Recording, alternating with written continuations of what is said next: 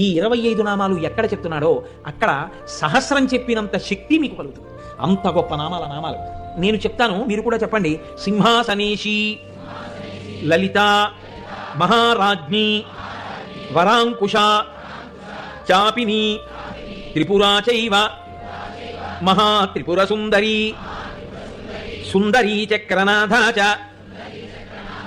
సామ్రాజ్ఞి, చక్రిణీ తథా చక్రేశ్వరి, మహాదేవి, కామేశి, పరమేశ్వరి, కామరాజప్రియా, కామకోటిక, చక్రవర్తిని, మహావిద్యా, శివానంగవల్లభ, సర్వపాటల, కుళనాథ, ఆమ్నాయనాథ, సర్వాంనాయ నివాసిని, శృంగారనాయికా చేతి,